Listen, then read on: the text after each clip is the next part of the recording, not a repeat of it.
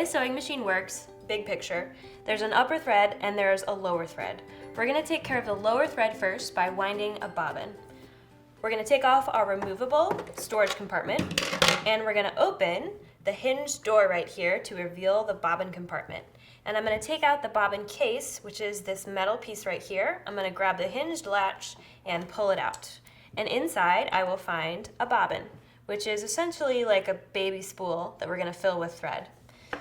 When you are working with your machine, you have a few spare bobbins that come with the machine, but if you need to get more, you want to make sure that you get Singer Class 15 transparent bobbins. Those are the bobbins that are compatible with this machine, and these will make it sew the best. Once you grab your bobbin, we're going to set that aside for now, and we're going to go into our storage compartment and find our spool cap, our thread spool cap, which looks like this. We're going to take our thread that we're using for our sewing project, we're going to put it on the spool pin, which is this horizontal bar right here, and we're going to put the spool cap on so the thread stays on. If we look at the top of our machine, there are some diagrams showing the thread path for winding a bobbin, and they're actually shown with a dotted line. So the very first stop is this thread guide right here. We're going to go right into the thread guide, like this. The next stop is this piece that looks like a screw. This is the bobbin winding tension disc. You want to take the thread and you want it to go under the head of the little screw and above this little washer. So it's kind of like flossing. You want to get the thread right in there under the screw so that there's a little bit of resistance or tension on it when you pull on it. We're going to take the tail of the thread and we're going to look at the bobbin and find the holes in the flat sides. There's no top or bottom, it doesn't matter which side that you choose. You're going to take the tail of the thread and go up through one of those little holes. So we're going into the hole from the inside of the bobbin and then coming out the top. We will hold onto the tail and we'll come over here to the bobbin pin. This is for winding a bobbin. We're going to push the bobbin down, it will snap in place, and you want to make sure that you push it all the way down on the bobbin pin. Otherwise, you might accidentally wind thread under the bobbin, and we don't want to do that. To tell the machine that we're going to wind a bobbin, we need to pop this pin over to the right, like that. Once you do all those things, you're ready to start winding. So you're going to hold onto the tail, above and out of the way, make sure you don't let go of it, and we're going to push on the pedal.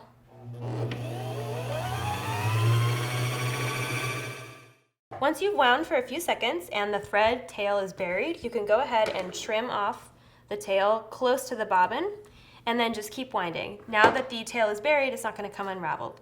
The machine will stop when the bobbin is full, so you can just fill it until it stops. Or you can stop sooner if you want, if you don't need very much thread. Once you're finished winding, you're going to undo what you did, so you'll pop the bobbin pin back over, take the bobbin off, and cut the thread anywhere to separate it. Now you have a beautifully wound bobbin.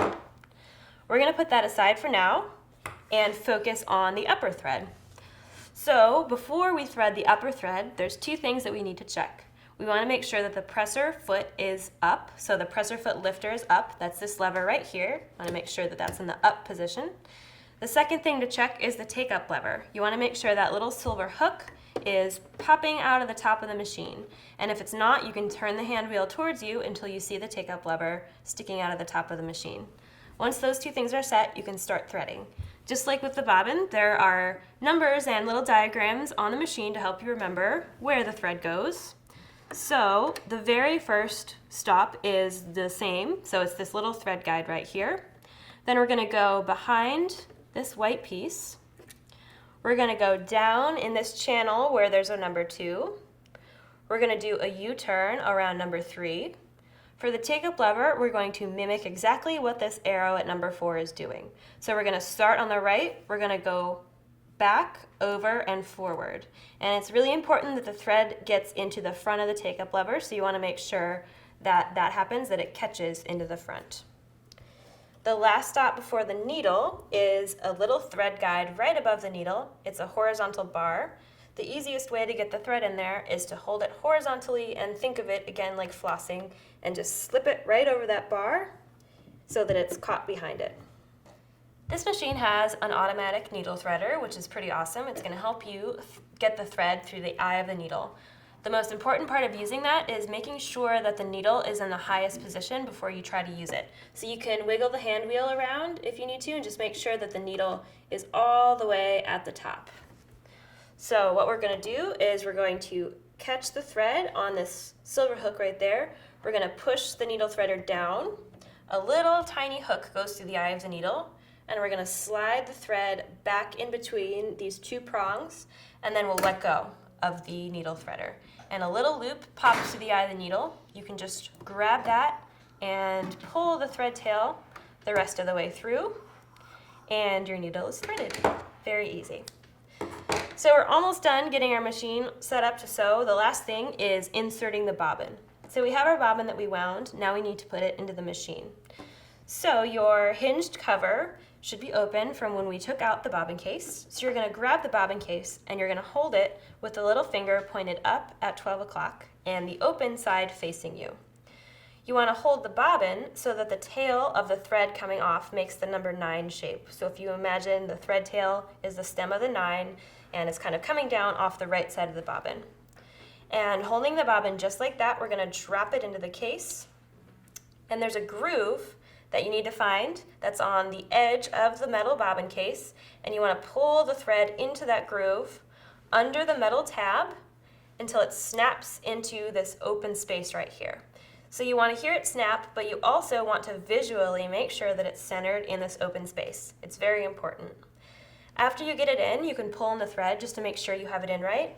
The bobbin should spin clockwise as you pull in the thread.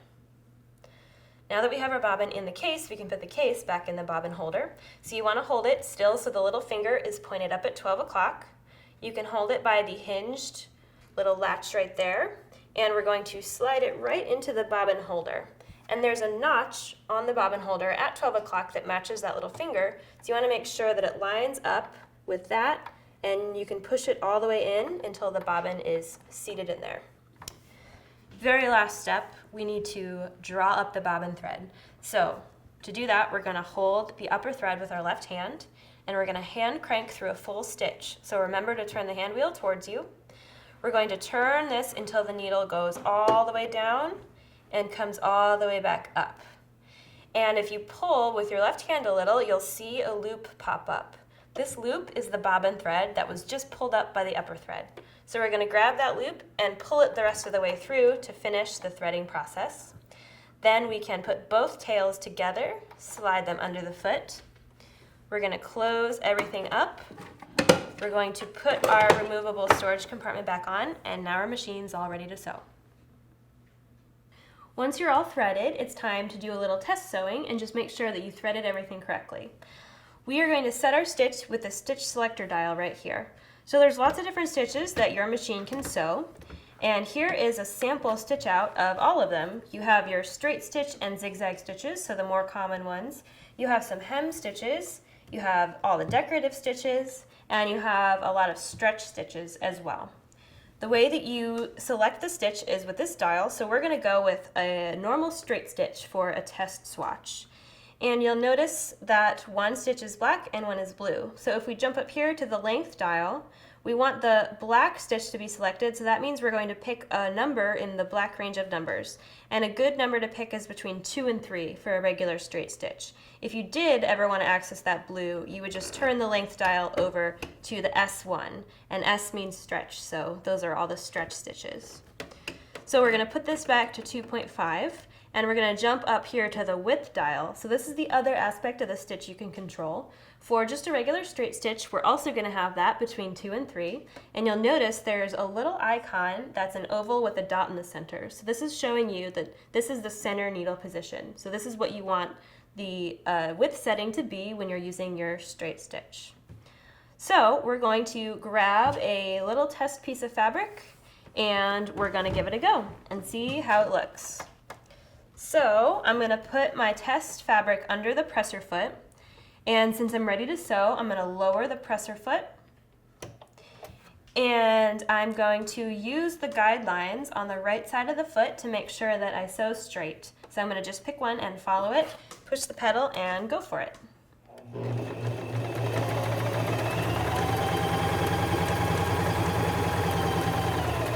once I get to the end, I need to finish the stitch that the machine is in the middle of doing. So I'm going to look for the take up lever. If I don't see it, I'm going to turn the hand wheel towards me until this comes all the way back up to the top. I'm going to lift my presser foot, pull out my fabric, and I'm going to cut it on this handy thread cutter right here, the thread tails, and then check out my stitching. So it's looking pretty good. So you want to make sure your stitches are nice and even and flat from both sides of the fabric.